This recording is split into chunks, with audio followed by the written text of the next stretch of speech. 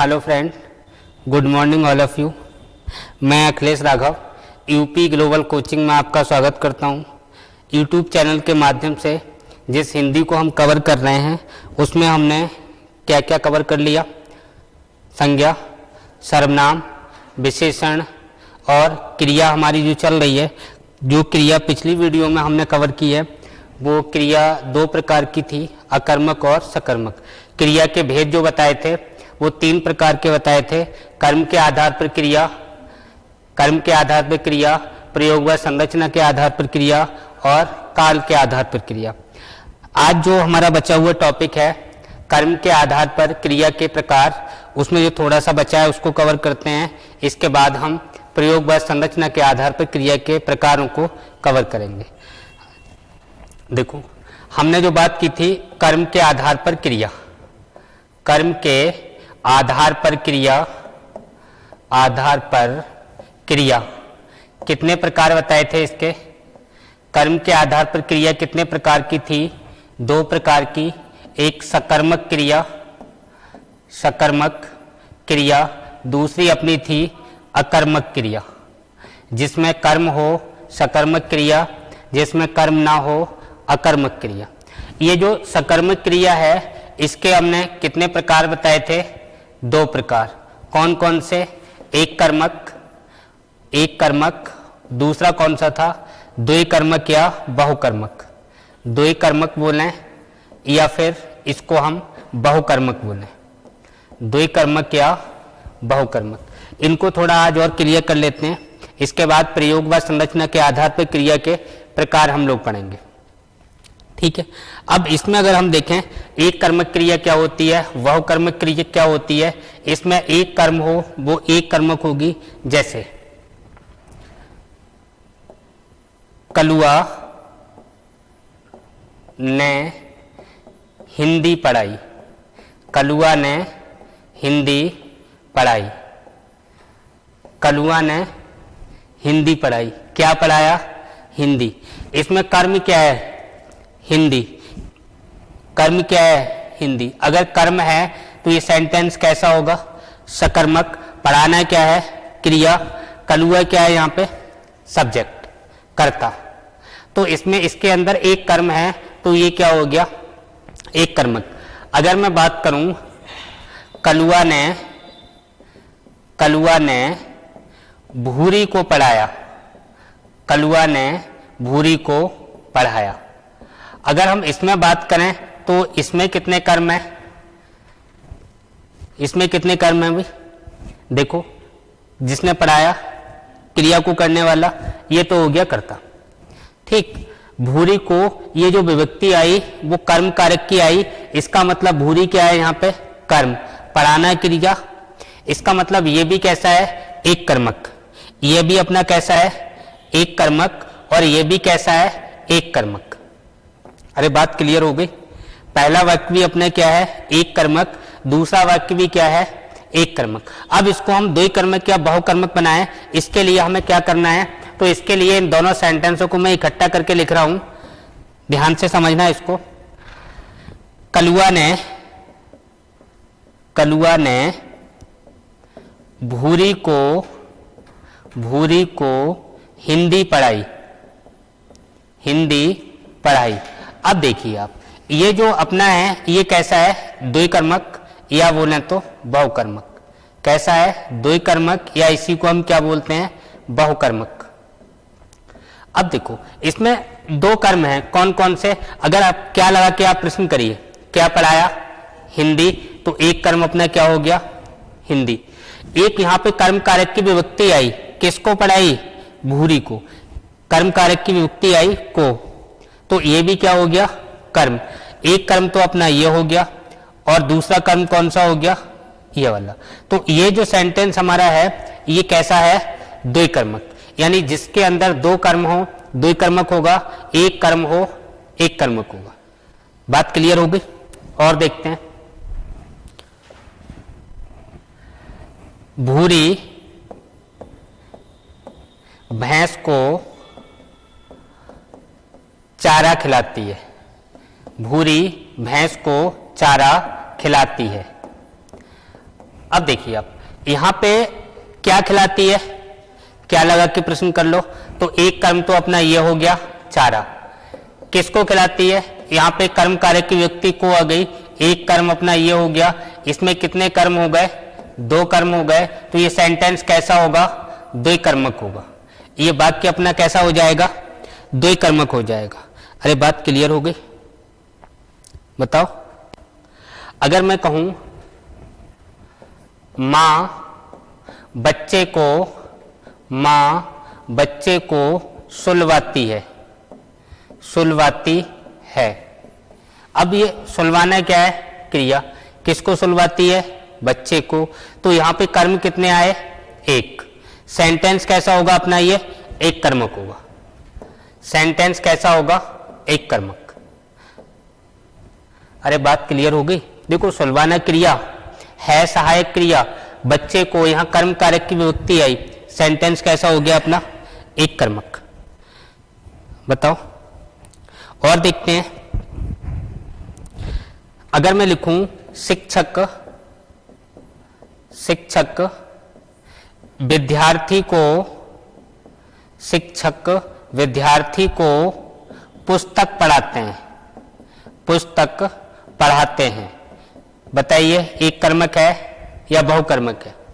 देखो, एक तो आप क्या लगा के प्रश्न करो, क्या पढ़ाते हैं, पुस्तक, तो एक कर्म अपना ये हो गया। दूसरा, यहां पे कर्म कारक की विभक्ति आई है विद्यार्थी को, तो ये कर्म कारक की विभक्ति है, एक कर्म अपना ये हो गया। कितने कर्म हो गए, दो। तो सेंटेंस कैसा हो गया, बहुकर्मक। कैसा वाक्य है ये, बहुकर्मक, या बोले तो द्विकर्मक। अरे बात क्लियर हो गई ना, बताओ। कोच खिलाड़ी को कबड्डी सिखाता है, कोच खिलाड़ी को कबड्डी सिखाता है। कोच खिलाड़ी को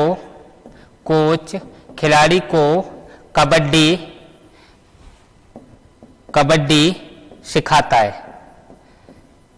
अब देखिए, आप इसमें देखो क्या सिखाता है, कबड्डी। एक कर्म क्या हो गया, कबड्डी। एक यहां पे कर्म कारक की विभक्ति आई, किसको, खिलाड़ी को, तो एक कर्म अपना ये हो गया, दूसरा कर्म ये हो गया। ये सेंटेंस कैसा हो गया, द्विकर्मक या बहुकर्मक। क्या लिख दें इसको, द्विकर्मक या फिर बहुकर्मक। अरे बात क्लियर हुई ना, ठीक। अगर मैं कहूं भूरी ने कलुआ को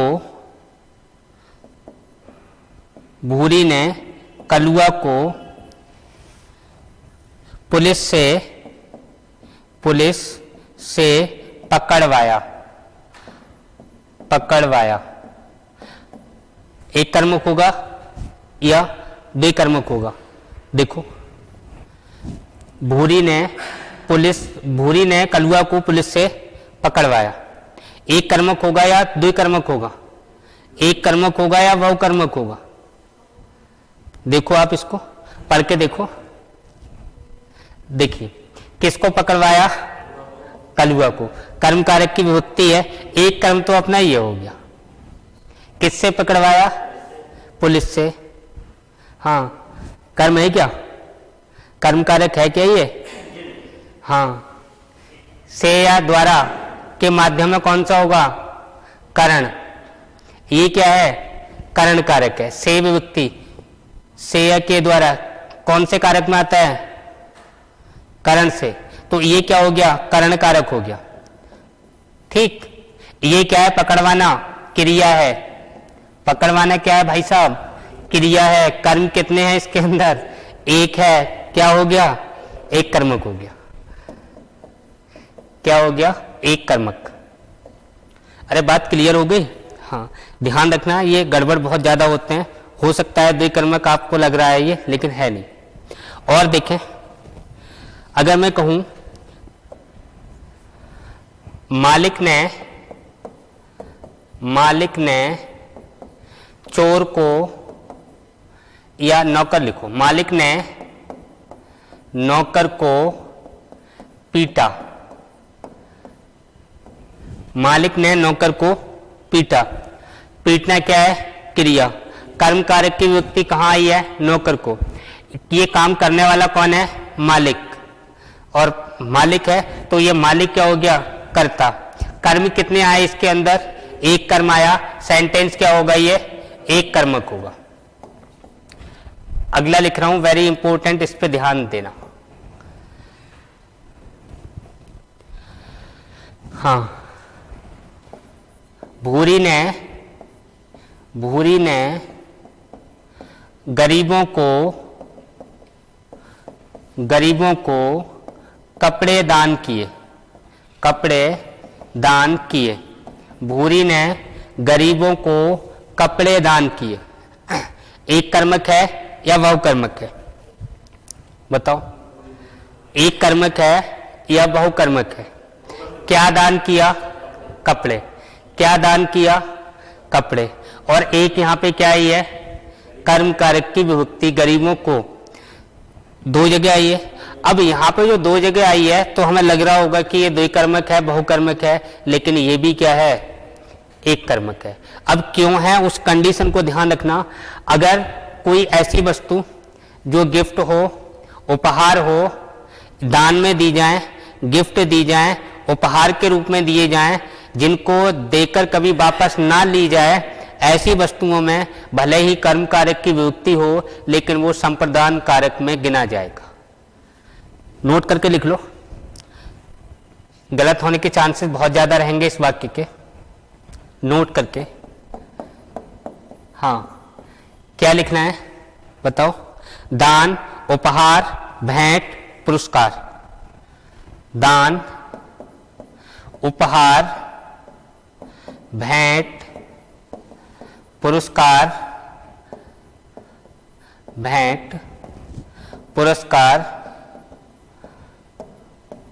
ऐसी वस्तुएं जो देकर वापस ना ली जाएं। ऐसी वस्तुएं जो देकर वापस ना ली जाएं। देकर वापस ना ली जाएं। किस में गिनी जाएंगी? संप्रदान कारक में गिनी जाती है। संप्रदान कारक में गिनी जाती है। संप्रदान कारक में गिनी जाती है। यानी ऐसी वस्तुएं जो अच्छी वस्तुएं हैं, बुरी वस्तुएं नहीं। बुरी वस्तुएं अगर भले ही ना ली जाए, वहां पे ये इसको काउंट करेंगे हम। इसमें अगर बुरी वस्तुएं हैं तो कर्म कारक ही होगा। और अच्छी वस्तुएं हैं जिनको देके वापस ना लिया जाए। अगर बुरी वस्तुएं हैं उनको देकर वापस नहीं लिया जाता है, उसको हम कर्म में गिनेंगे। लेकिन अच्छी वस्तुएं जिनको देकर वापस नहीं लिया जाता, उसको हम किस में गिनेंगे? जैसे अगर किसी ने साथ वाले को, दोस्त को सिगरेट दी, खुद पी, सामने वाले को दी, और खुद भी पी रहा है, उसे भी पिला रहा है, एक ही सिगरेट है। ऐसी वस्तुएं जब वो दे रहा है तो वो संप्रदान कारक में नहीं आएंगी। अगर किसी ने किसी को गालियां दी, वो भी संप्रदान कारक में नहीं आएंगी, क्योंकि गाली भी देने वाला कभी वापस नहीं लेगा, तो वो किस में आएंगी? कर्म में ही आएंगी। लेकिन ऐसी चीजें जो अच्छी वस्तुएं हों, और विशेष रूप से इन शब्दों को ध्यान रखना है, दान हो, उपहार हो, भेंट हो, पुरस्कार हो, ऐसी चीजों को देने के बाद वापस ना लिया जाता हो तो इनको हम किस में काउंट करेंगे? संप्रदान कारक में। अब आप देखिए, ये गरीबों को आ गया, क्या दिया? दान दिया। मैंने कहा दान हो, उपहार हो, भेंट हो, पुरस्कार हो, तो ये कर्म कारक होते हुए भी किस में गिना जाएगा? संप्रदान कारक में। किस में गिना जाएगा? संप्रदान कारक में। ये संप्रदान हो गया। क्या दिया? दान। एक कर्म तो ये हो गया, ये संप्रदान हो गया। क्या दिया? कपड़े दान दिए, कपड़ों का दान दिया है। इधर भूरी, ये क्या है? दान करने वाला, और ये क्या है? कर्ता। कर्म इसके अंदर कितने हो गए? एक। कर्म कितने हो गए? एक। और इस वाक्य में क्या हो जाएगा? ये एक कर्मक। क्या हो जाएगा? एक कर्मक। अगर यहां दान वगैरह नहीं हो तो कुछ और शब्द होता, ऐसी चीज या बाइक दी। अगर मैं लिख देता भूरी ने कलुआ को मोटरसाइकिल दी, अब दान दिए, तब तो ये संप्रदान नहीं आएगा। अगर एक दिन के लिए दी, 2 दिन के लिए दी, किसी काम के लिए दी, तो ये किस में गिना जाएगा? फिर कर्म में गिना जाएगा। अरे बात क्लियर हुई ना? बताओ। और देखते हैं, मैंने लिखा बूंद बूंद से, बूंद बूंद से घड़ा भरता है, बूंद बूंद से घड़ा भरता है। अकर्मक होगा या सकर्मक? बूंद बूंद से घड़ा भरता है। अकर्मक होगा या सकर्मक? अकर्मक होगा या सकर्मक? क्या होगा? अकर्मक। अगर मैंने इसको लिखा राम ने बूंद बूंद से घड़ा भरा, तब ये क्या हो जाएगा? सकर्मक। लैंग्वेज देखो, ये बूंद बूंद से घड़ा भर रहा है तो यहाँ क्रिया करने वाला कोई हो नहीं है, और स्वतः होने वाली क्रियाएं सब किस में आती हैं? अकर्मक में आती हैं। नोट कर लो, ऐसी क्रियाएं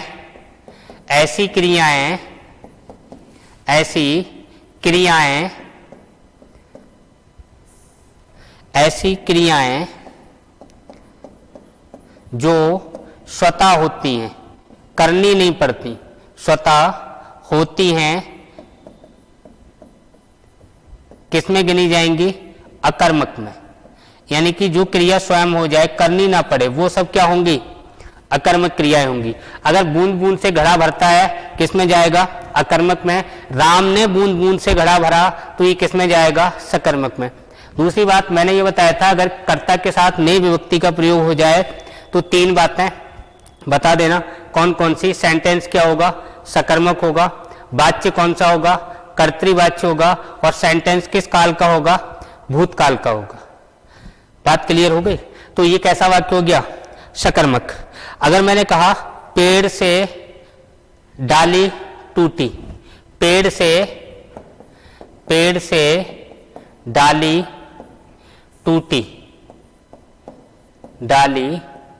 टूटी, किस में आएगा ये? अकर्मक में। यानी कि डाली टूटी तो तोड़नी नहीं पड़ी, स्वयं टूटी, और स्वतः होने वाली क्रियाएं कैसी होंगी? अकर्मक क्रियाएं होंगी। मैंने कहा राम का जूता काटता है, राम का जूता काटता है, राम का जूता काटता है। कैसी क्रिया होगी? क्या जूता काटता है तो मुंह फैला के मारता है? मुंह मारता है? नहीं मारता है। जो जूता टाइट होगा, पैर से रगड़ेगा तो लगता है कि काट रहा है, तो ये किस में आएगा? अकर्मक में। किस में आएगा? अकर्मक में। स्वतः होने वाली क्रियाएं हैं। ठीक। अगर मैं कहूं शेर जंगल में भाग गया, शेर जंगल में भाग गया, शेर जंगल में भाग गया, शेर जंगल में भाग गया। बताइए कैसा होगा? शेर जंगल में भाग गया। अब देखो, भागने क्या है? क्रिया। जंगल में, अब ये मैं आ गया, मैं पेपर किस में आता है? अधिकरण कारक में। ये अधिकरण हो गया। भागने का काम किया किसने? शेर ने। ये कर्ता हो गया। कर्म है इसके अंदर क्या? नहीं है। तो किस में जाएगा ये? अकर्मक में। किस में जाएगा? अकर्मक में। अरे बात क्लियर हो गई? किस में जाएगा? अकर्मक में। अरे बताओ।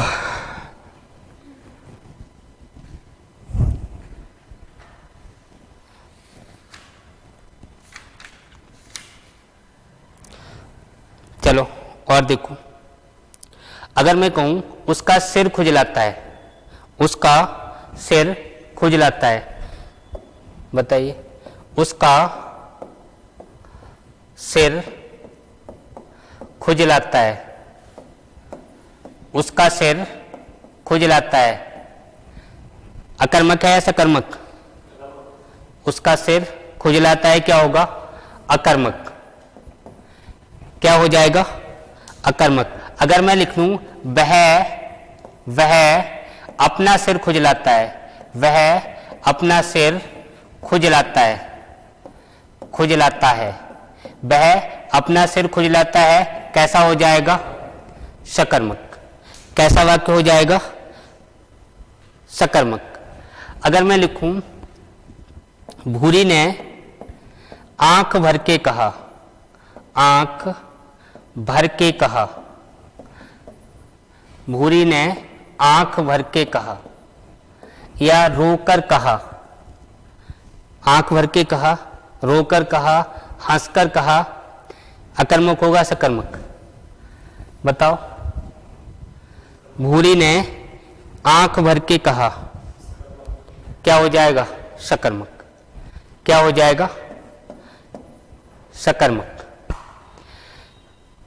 ठीक। अरे बताओ, अगर मैं लिखूं गिलास भरा है, गिलास भरा है, कैसा होगा? गिलास भरा है, हैं? गिलास भरा है, कैसा होगा? कैसा होगा? अकर्मक। गिलास भरा है कैसा सेंटेंस है? अगर मैं लिख दूं आपने गिलास भरा है, आपने गिलास भरा है, आपने गिलास भरा है, कैसा सेंटेंस हो जाएगा? सकर्मक। अब देखो यह करता नहीं है, क्रिया को करने वाला नहीं है। जब करने वाला ही नहीं है तो कर्म होगा कहां से? और जहां करने वाला होगा कर्म वहां हो भी सकता है और नहीं भी हो सकता है। कर्म के अभाव में सेंटेंस बनता है, कर्ता के अभाव में सेंटेंस नहीं बनेगा। बताओ, इतनी बातें क्लियर हो गई? अब अगला हेडिंग हम देखते हैं जिसकी हम बात कर रहे थे। कौन सा है? प्रयोग व संरचना के आधार पर वाक्यों के प्रकार।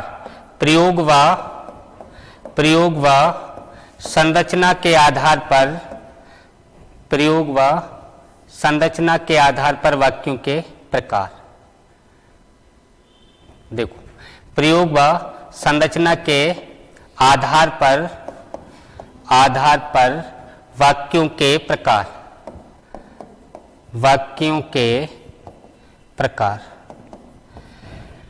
पहला, प्रयोग व संरचना के आधार पर वाक्यों के प्रकार, या नहीं, क्रिया के प्रकार। किसके प्रकार थे? क्रिया के प्रकार। क्रिया के प्रकार कौन कौन से हैं? नंबर 1, सामान्य क्रिया। सामान्य क्रिया, सामान्य क्रिया कौन सी होती है भाई साहब? सामान्य क्रिया कौन सी होती है? जब वाक्य में एक क्रिया हो और एक कर्म हो। जब वाक्य में एक क्रिया हो और एक कर्म हो, एक कार्य हो। जब वाक्य में एक क्रिया हो और एक क्या हो? एक कर्म हो, बोले तो कार्य हो। यानी कि एक क्रिया हो और एक कार्य या कर्म हो तो उसे हम क्या कहेंगे? सामान्य क्रिया। जैसे मोहन पुस्तक पढ़ता है, जैसे मोहन पुस्तक पढ़ता है। देखो कितनी क्रियाएं हैं? एक। पढ़ता है क्या है? क्रिया। कितनी क्रिया है? एक। पुस्तक क्या है? यहाँ पे कर्म। कितने कर्म है? एक। जब वाक्य में एक क्रिया हो, एक कर्म हो तो उसको हम क्या कहेंगे? सामान्य क्रिया। उसको हम क्या कहेंगे? सामान्य क्रिया। अगर दूसरे की मैं बात करूं, संयुक्त क्रिया क्या होती है? संयुक्त क्रिया। संयुक्त क्रिया में क्या होता है? बताइए भाई साहब। हाँ, संयुक्त क्रिया क्या होगी?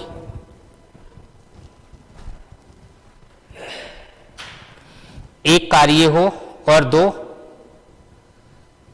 बताओ, एक कार्य हो और दो क्रियाएं हो। संयुक्त क्रिया में एक कार्य या कर्म और दो क्या हों? दो क्रियाएं हों। देखो, एक काम और एक क्रिया कैसी क्रिया हो गई? सामान्य क्रिया। और जब एक कार्य हो और क्रियाएं कितनी हों? दो, तब क्या होगा? संयुक्त क्रिया। जैसे भूरी नृत्य कर रही है। भूरी नृत्य कर रही है। अब देखो कर्म कितना हो रहा है, एक। कौन सा काम हो रहा है, नृत्य करना। एक देखो करना क्रिया अलग है, रहना क्रिया अलग है, तो क्रियाएं कितनी हो गई, दो। एक करना क्रिया, एक रहना क्रिया, तो इसमें दो क्रियाएं आ गई। एक क्रिया अपनी करना हो गई, दूसरी रहना हो गई, और है क्या है, सहायक क्रिया है। तो इसमें एक कर्म आया हो या एक कार्य होता हो और क्रियाएं कितनी हो, दो। ऐसे सेंटेंस को या ऐसी क्रिया को हम क्या बोलेंगे, संयुक्त क्रिया। अगर मैं कहूं कलुआ ने अपना पाठ पढ़ लिया है। अपना पाठ पढ़ लिया है। अब देखो इसमें देखो कर्म क्या है, कार्य क्या हो रहा है, पाठ का पढ़ना। अब क्रियाएं इसमें कितनी हो गई, क्रियाएं इसमें दो हो गई। कौन कौन सी, एक तो पढ़ना और दूसरा लेना। क्रियाएं कितनी हो गई, दो, पढ़ना और लेना। तो ऐसे सेंटेंस जिसमें दो क्रियाएं एक कर्म होता हो, क्या कहेंगे उसको, ऐसी क्रिया क्या कहलाएगी, संयुक्त क्रिया। जिसमें एक कार्य यानी कि एक कर्म और एक ही क्रिया हो, क्या कहलाएगी, सामान्य क्रिया। अगली क्रिया देखते हैं, तीसरा नंबर। तीसरी क्रिया कौन सी है, प्रेरणार्थक क्रिया। कौन सी है, प्रेरणार्थक क्रिया। प्रेरणार्थक क्रिया ये क्या होती है, प्रेरणार्थक क्रिया में क्या होता है, पहली बात ध्यान रखनी है, ये सदैव कैसी होगी, सकर्मक। प्रेरणार्थक क्रिया सदैव कैसी होती है, सकर्मक होती है। प्रेरणार्थक क्रिया सदैव कैसी होगी, सकर्मक होगी। और इसकी विशेषता क्या है, इसमें एक जो करता होगा वो कार्य कराएगा और दूसरा वाला इसको करेगा। इसकी विशेषता क्या होती है, एक कार्य कराने वाला होगा, एक कार्य कराने वाला होगा, कराने वाला, और दूसरा कार्य करने वाला होगा। दूसरा कौन होगा, कार्य करने वाला, और एक कौन होगा, कार्य कराने वाला। जैसे पिताजी ने पुत्र से पत्र पढ़वाया। हाँ भाई, किसने एक कार्य किया, किसने है, पुत्र ने। कराया किसने है, पिता ने। तो यहाँ पे क्या है, एक कार्य करने वाला है, दूसरा कार्य को कराने वाला है, तो ये क्या होगा, प्रेरणार्थक क्रिया होगी। ये कैसी क्रिया होगी, प्रेरणार्थक क्रिया होगी। अब जो प्रेरणार्थक क्रियाएं हैं, ये मैंने लिखा, प्रेरणार्थक क्रियाएं सदैव कैसी होती हैं, सकर्मक होती हैं। सदैव प्रेरणार्थक क्रिया कैसी होंगी, सकर्मक होंगी। और प्रेरणार्थक क्रियाएं हैं वो भी दो तरह की होंगी, प्रथम प्रेरणार्थक और द्वितीय प्रेरणार्थक। इनको भी देख लेते हैं। अगर मैं प्रेरणार्थक की बात करूं, प्रेरणार्थक, तो ये भी कितने प्रकार के हैं, दो प्रकार के। एक तो प्रथम प्रेरणार्थक,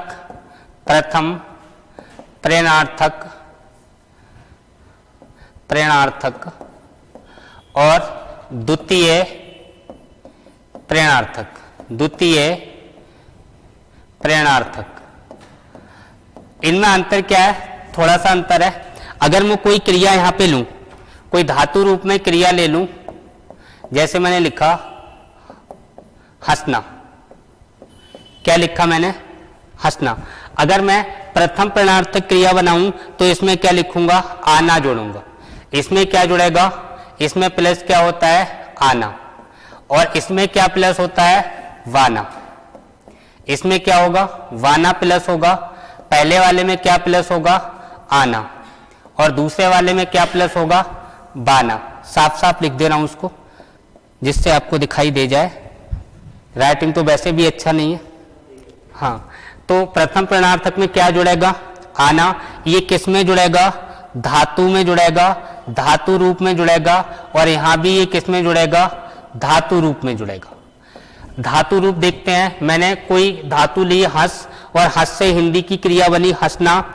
इसमें आना जोड़ दूं, ये शब्द बनेगा हसाना, हसाना। और ये हसाना कैसी क्रिया होगी? प्रणर्थक क्रियाएं कैसी बताई थी अभी? सकर्मक। प्रणर्थक क्रियाएं कैसी बताई थी? सकर्मक।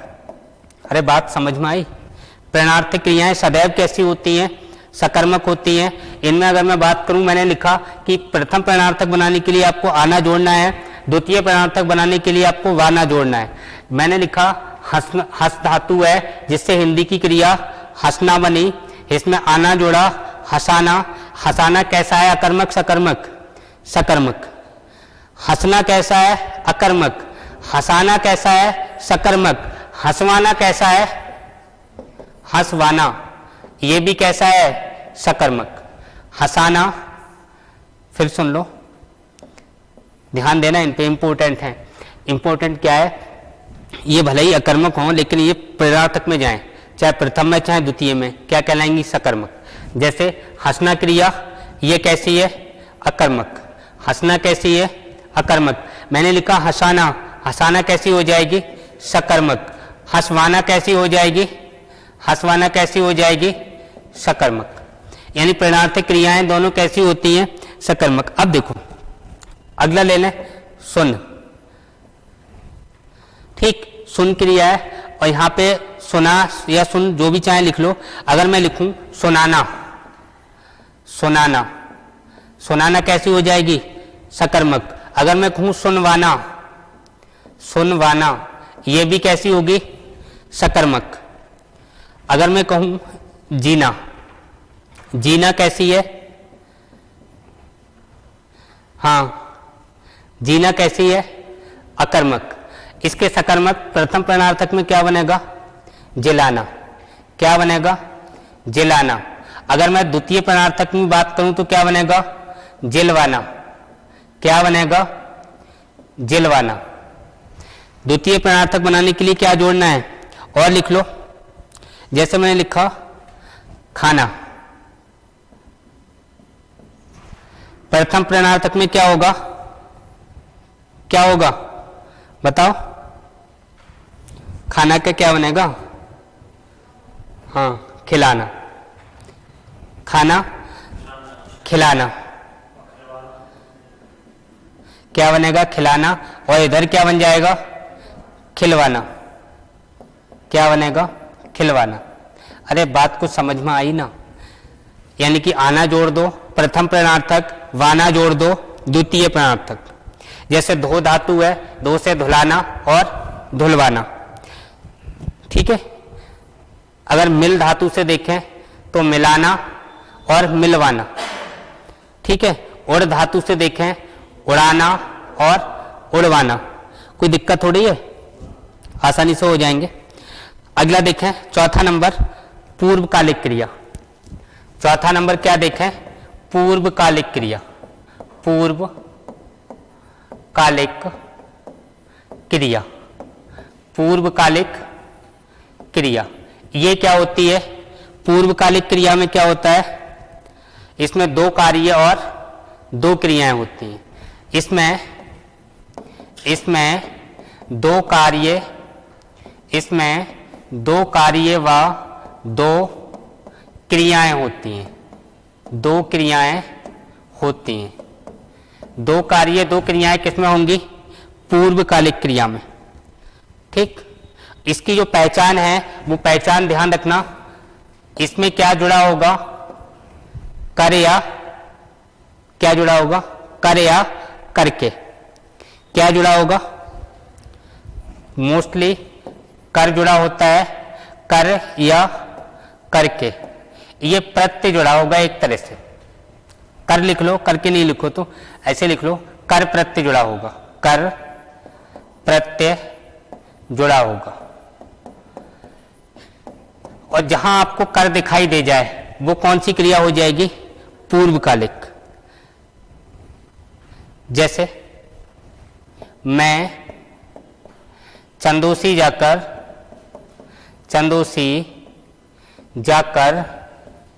बहजोई गया। बहजोई गया। मैं चंदोसी जाकर बहजोई गया। इसमें क्या शब्द आ गया? कर। कर प्रत्यय लगा है, जब कर प्रत्यय लगा है तो ये किस में जाएगा? पूर्वकालिक। पूर्वकालिक में एक काम हम समाप्त कर लेते हैं, उसके बाद दूसरा काम हम शुरू करते हैं। जैसे भूरी पढ़कर सो गई। भूरी पढ़कर सो गई। पहला काम क्या है? पढ़ना। दूसरा काम क्या है? सोना। और लिख लो, एक क्वेश्चन पूछा हुआ है एसआई के अंदर, उसको मैं लिख रहा हूं। चूहा शेर के ऊपर चढ़कर फुदकने लगा। फुदकने लगा। अब देखो भाई साहब, यहां पे एक शब्द आ गया, मैंने कहा कि इसकी पहचान क्या है, कहीं कर जुड़ा हो, इसको ढूंढ लो। मिला? कहीं क्रिया में जुड़ा है। तो चूहा शेर के ऊपर चढ़कर फुदकने लगा, कूदने लगा, तो इसमें भी कौन सा आ जाएगा? ठीक। अगर हम शब्दों की बात करें तो इसमें ऐसे शब्द आएंगे आपको, जाकर, खाकर, पीकर, नहाकर। जिसमें भी कर जुड़ा हो वो किस में आ जाएगा? पूर्वकालिक में। बड़ी आसान सी बात है, कोई इसमें घबराने की जरूरत नहीं है। अगला देखें हम, पूर्ण क्रिया। पूर्ण क्रिया क्या होती है? पूर्ण क्रिया। पूर्ण क्रिया क्या होगी भाई साहब? क्यों पूर्ण क्रिया या अपूर्ण क्रिया? पूर्ण क्रिया होती है या अपूर्ण क्रिया? अपूर्ण क्रिया होती है। कौन सी क्रिया होगी? अपूर्ण क्रिया। अपूर्ण क्रिया। अपूर्ण क्रिया में क्या होता है बताओ? जहां स्वयं क्रिया शब्द से अर्थ नहीं निकलता हो। अपूर्ण क्रिया क्या होगी? जहां स्वयं क्रिया शब्द से जहां स्वयं क्रिया शब्द से अर्थ नहीं निकलता हो, से अर्थ नहीं निकलता हो, नहीं निकलता हो। जहां स्वयं क्रिया शब्द से अर्थ नहीं निकलता हो, वहां कौन सी क्रिया हो जाएगी? हाँ, अर्थात क्रियापद के अलावा, अर्थात क्रिया पद के अलावा, पद के अलावा नाम धातु। नाम धातु बोले तो नाम धातु का मतलब संज्ञा व विशेषण। संज्ञा व विशेषण शब्दों का प्रयोग हो। संज्ञा व नाम धातु की जगह देखें तो संज्ञा या विशेषण की आवश्यकता होती है। विशेषण की आवश्यकता होती है। आवश्यकता होती है। सीधी सी बात फिर सुनो, अपूर्ण क्रिया क्या होगी?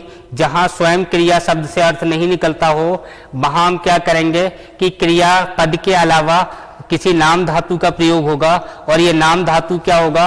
या तो संज्ञा शब्द होगा या फिर विशेषण होगा। और इसका प्रयोग जो किया वो हमने सेंटेंस के अर्थ को पूरा करने के लिए किया, इसीलिए हम इसको क्या बोलेंगे? क्या बोलेंगे? अपूर्णकालिक क्रिया। क्या बोलेंगे? अपूर्ण क्रिया। बात समझ में आई? यानी कि क्रिया पूर्ण नहीं है, और इस क्रिया को पूर्ण करने के लिए हमने क्या किया? नाम धातु का प्रयोग कर दिया। बोले तो संज्ञा शब्द लगा दिया, या फिर हमने क्या लगा दिया? विशेषण लगा दिया। तो इसको हम क्या बोल देंगे? अपूर्ण क्रिया। जैसे अगर हम बात करें एग्जाम्पल, हाँ बताओ, कोई एग्जाम्पल दिमाग में आ रहा है? हाँ, आपके पिताजी शिक्षक हैं। आपके पिताजी शिक्षक हैं। अब देखो यहां पे मैंने क्या लिखा है? जहां स्वयं क्रिया शब्द से अर्थ नहीं निकलता हो। अब देखो यहां जो क्रिया है वो क्रिया शब्द से अर्थ नहीं निकल रहा है, तो यहां पे कोई हमें या तो विशेषण जोड़ना है या संज्ञा शब्द जोड़ना है। क्या है भाई साहब? शिक्षक। और ये शिक्षक शब्द है, ये क्या शब्द है? संज्ञा शब्द। संज्ञा शब्द जोड़ा, क्रिया कहाँ है यहाँ पे? केवल सहायक क्रिया जो है के रूप में आती है वो है, तो ऐसा ये वाक्य क्या कहलाएगा? अपूर्ण क्रिया, यानी क्रिया इसमें पूर्ण नहीं है। जाता है, खाता है, पीता है, इन सेंटेंसों में क्रिया कैसी है? पूर्ण। और इसमें मैंने क्या लिखा? आपके पिताजी क्या हैं? शिक्षक हैं। तो यहां जो शिक्षक मैंने लिखा, ये शिक्षक क्या है? संज्ञा शब्द है, जो अर्थ पूरा नहीं हो रहा था उस अर्थ को पूरा कर रहा है। तो ये वाक्य कैसा कहलाएगा? इसमें जो क्रिया है वो कैसी है? अपूर्ण क्रिया है इसके अंदर। जैसे मेरा भाई कुशल है, मेरा भाई कुशल है, मेरा भाई कुशल है। अब देखो ये कुशल है, यहां जो मैंने प्रयोग किया, ये कुशल क्या है? विशेषण। यह क्रिया कैसी है? यहाँ पे अपूर्ण क्रिया है। इस क्रिया को पूरा करने के लिए मैंने किसका प्रयोग किया? विशेषण का। इस क्रिया को मैंने पूरा करने के लिए किसका प्रयोग किया? संज्ञा शब्द का। किसका प्रयोग किया? संज्ञा शब्द का। ठीक है। अगर मैं कहूं भूरी की कमीज लाल है, भूरी की कमीज कैसी है? लाल है। अब ये जो लाल, ये क्या है? यहां पे विशेषण का प्रयोग हुआ है। ये लाल क्या है? विशेषण है। तो भूरी की कमीज कैसी है? लाल। अगली होती है नाम धातु क्रियाएं। अभी करवाऊं या कल बात करें? बताओ। चलो इतना ही रहने दो, कल बात कर लेंगे, ठीक है।